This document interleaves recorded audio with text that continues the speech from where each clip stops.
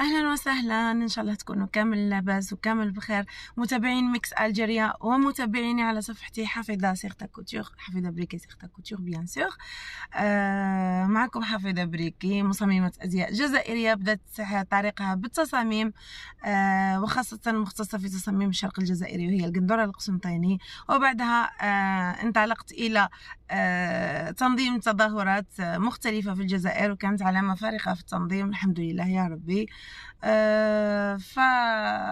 فسأجاوب على 6 أسئلة اللي طرحتها علينا من خلال هذه الصفحة، ونجاوب عليهم بكل صراحة وبكل شفافية طبعا. أول سؤال هو كان كيف دخلتي هذا المجال؟ انا هذا المجال والله العظيم صدفه، ما كنتش خلاص معوله ندخل ليه. اجتهدت، خدمت، بارطاجيت خدمتي، بداو يلبسوا من عندي صحفيين، مشاهير، فنانين. وهذه الحكايه بدات en 2014 en 2015، وبديت كل ما ندير حاجه دير ضجه، وشاركت في ايفنتات خارج الوطن وداخل الوطن وحصص تلفزيونيه فهذا هو كان دخولي المجال والكيفيه تاعو فقط. السؤال الثاني هو ما الدافع الذي اللي يخليك اشاك فوا تكوني في هذا العمل اكثر؟ ما عنديش دافع يعني باين، لكن اكثر حاجه كانت دافع هي انه بديت الطريق لازم نكملو، هذه وحده. وثانيا اللباس التقليدي الجزائري وتقاليدنا وموروثنا الثقافي اللامادي الا هو ينهب ويسرق، وأكعم على بالكم واش راهو صاري. ولهذا بقيت ماشيه في هذا الطريق وندير واش قدرني ربي عليه، ينجح ما ينجحش ليسونسيال المحاوله. مانيش حاطه يديا ونتفرج. هذا هو الدافع تاعي، عالم الجزائر اكثر حاجه. ونروح لثالث سؤال وهو ما هي نقاط ضعفك؟ والله ما كانش انسان ما عندوش نقاط ضعف،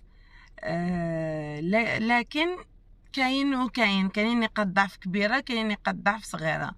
انا بالنسبه لي عندي نقاط ضعف عاديه كاي انسانه، هي اولادي، بيتي، زوجي، منزلي، فقط. يعني ماشي حاجه يعني اللي نقاط ضعف بيزار ولا ديفيرونت على الناس ولا، فلهذا نقاط ضعفي باينه.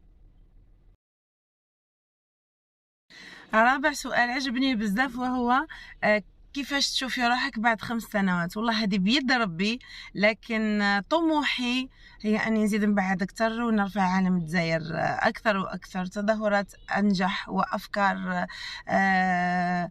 أفكار مختلفة كالعادة، وحافظة بريكي تعمل ضجة في كل تظاهرة أو كل عمل تعمله جديد. وان شاء الله انا داخله قريبا لمجال جديد جدا عليا، ان شاء الله نسحق دائما تشجيعكم ووقوفكم بجنبي، وشكرا. 5 سؤال جاوبت عليه مع الرابع سؤال، هل لديك مشاريع في المستقبل؟ طبعا انا ما نقدرش نقعد بلا خدمه، ما نقدرش نقعد ما نفكرش، ما نقدرش نقعد بلا ابداع، بلا عندي 3 سنوات تقريبا او 4 غايبه على مجال التصاميم. عندي كوليكشن من 2019 وهي في الوسط حابسه، وهي مختلفة جدا على وش كنت نخدم من قبل. يعني حتكون مفاجأة للمتابعين والناس اللي مهتمين بالتفاصيل تاع خياطة حافظة بريكي. وقلت لكم بلي حندخل المجال الجديد، حبيت التشجيع تاعكم. ونروح لآخر سؤال وسادس سؤال، هو ما هي نصيحتي للشباب والناس الصاعدين في هذا المجال واللي حابين يدخلوا له من باب الواسع؟ حبيت نقول لكم اتحفزوا، قدموا القدام، ما تسمعوش، سدوا ودنيكم وشوفوا غير الهدف تاعكم كيما انا. خلي يهضروا، خلي يكسروا، خلي يهاجموا، خلي يفبركوا اكاذيب او اشاعات، فيا جبل ما يهزك ريح. انشطوا، اخدموا بقلب من حديد، وربي راح يسخر لكم ناس يعاونوكم. شكرا.